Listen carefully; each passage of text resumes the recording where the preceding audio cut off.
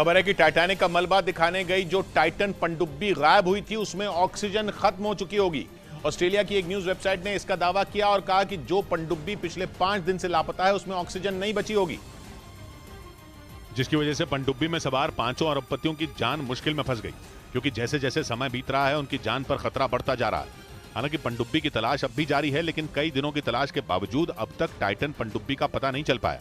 एक रोज पहले ही यह दावा किया गया था कि पनडुब्बी में सिर्फ 90 घंटे की ऑक्सीजन बची थी और उसके लापता होने के बाद 90 से ज्यादा घंटे बीत चुके हैं। मतलब साफ है, पनडुब्बी में ऑक्सीजन नहीं है, ऐसे में उसमें सवार लोगों का बचना नामुमकिन है। खबर यह भी आई थी कि पनडुब्बी में रखा खाने पीने का सामान भी खत्म हो चुका होगा।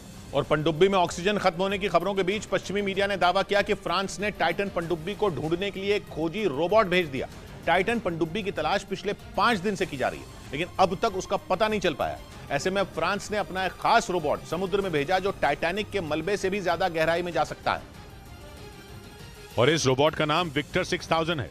पश्चिमी मीडिया के मुताबिक ये रोबोट समुद्र में 20,000 फीट तक की गहराई में जा सकता है, जबकि टाइटैनिक का मलबा 12,500 फीट की गहराई में ही है। जिसका मतलब ये कि रोबोट टाइटैनिक के मलबे से भी ज्यादा गहराई में जाकर पनडुब्बी का पता लगा सकता है। बताया गया कि ये रोबोट किसी भी तरह की केबल काटने और पानी के अंदर फंसे हुए जहाज को छुड़वाने में सक्षम है, जो एक दिन पहले टाइटन पनडुब्बी की तलाश में जुट गया, लेकिन उस पनडुब्बी का कोई सुराग नहीं मिल पाया।